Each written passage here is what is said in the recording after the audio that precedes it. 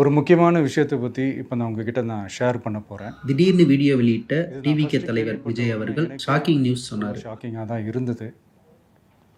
இப்போ நான் பேசிகிட்டு இருக்கிற இந்த நேரத்தில் தமிழ்நாட்டில் இருக்கிற நம்ம யாருக்குமே ஓட்டு போடுற உரிமையே இல்லைன்னு சொன்னால் நம்புவீங்களா? நியாயமான எஸ்ஏஆர்னா என்னன்னு விளக்கம் சொன்னார் நடிகர் விஜய். நான் உங்களை பயமுறுத்துறேன்னு நினைக்காதீங்க, ஆனால் இதுதான் உண்மை. கொஞ்சம் ஏமாந்தால் நம்மளை மாதிரியே இன்னும் லட்சக்கணக்கான பேருக்கும் இதே நிலைமை தான். ஓட்டு போடுற அந்த உரிமையே இல்லாத மாதிரி ஒரு நிலைமை வந்தாலும் வரலாம்.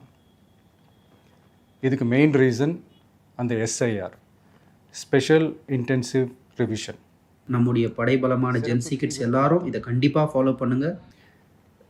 இப்போது இந்த எஸ்ஐஆர் நம்ம தமிழ்நாட்டில் எப்படி ஒர்க் ஆக போகுது?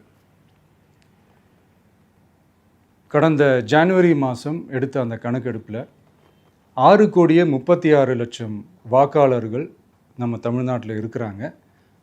ஆனால் அவங்க யாருக்குமே இந்த ஓட்டு போடுற உரிமையே இல்லை. அந்த பிஎல்ஓன்னு சொல்லுவாங்க, பூத் லெவல் ஆஃபீஸர்ஸ், வாக்குச்சாவடி நிலை அலுவலர். அவங்க தான் வீடு வீடாக போய் அந்த ஃபார்மை கொடுப்பாங்க. அதை நம்ம ஃபில்அப் பண்ணி கொடுக்கணும். அதை தேர்தல் ஆணையம் அதை எடுத்துகிட்டு போய் அதை ஸ்க்ரூட்டினைஸ் பண்ணி அது எல்லாமே கரெக்டாக இருக்கான்னு செக் பண்ணி பார்த்ததுக்கப்புறம் அந்த வாக்காளர் பட்டியலை வெளியிடுவாங்க. அந்த வாக்காளர் பட்டியலில் நம்ம பேர் இருக்கணும். அப்போ தான் நம்மளால் ஓட்டு போட முடியும். அந்த புது பட்டியல் வர்ற வரைக்கும் நம்ம வாக்காளர்களான்றது அது உறுதியே செய்ய முடியாது. இன்கேஸ் அந்த புது பட்டியலில் நம்ம பேர் இல்லைன்னா அது ஒரு தனி ப்ராசஸ், அது ஒரு தனி ஃபார்ம், அது ஒரு தனி கிளைம்ன்ற மாதிரி அது ஒரு வேறு வேலை.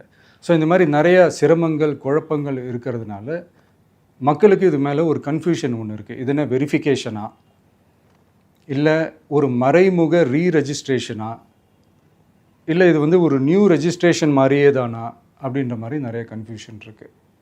அவங்க செய்ய வேண்டியதெல்லாம் ஒன்று தான். இந்த மாதிரி வீடு வீடாக போய் அந்த என்யூமரேஷன் ஃபார்ம் நம்ம ஃபில்அப் பண்ணி கொடுக்கும்போது அதுக்கான அக்னாலேஜ்மெண்ட்டை அந்த பிஎல்ஓ அந்த ஆஃபீஸர்கிட்ட இருந்து நீங்கள் வாங்கிக்கணும். அது ரொம்ப ரொம்ப முக்கியம். இது நான் சொல்கிறது வாக்காளர் பட்டியலில் ஆல்ரெடி உங்கள் பேர் இருக்கிறவங்களுக்கு நான் சொல்கிறேன். இப்போ புது வாக்காளர்கள், ஃபஸ்ட் டைம் ஓட்டர்ஸ், அவங்களுக்கு ஃபார்ம் 6ன்னு ஒன்று இருக்குது. அதை நீங்கள் ஃபில்அப் பண்ணி நீங்கள் உங்கள் ஏரியாவில் இருக்கிற சம்மந்தப்பட்ட அந்த உங்கள் அலுவலகத்தில் நீங்கள் டைரெக்டாகவும் சப்மிட் பண்ணலாம், இல்லை நீங்கள் ஆன்லைன்லேயும் சப்மிட் பண்ணலாம். அப்படி ஆன்லைனில் நீங்கள் சப்மிட் பண்ணிங்கன்னா அதுக்கான ஸ்க்ரீன்ஷாட்டை எடுத்து வச்சுக்கோங்க.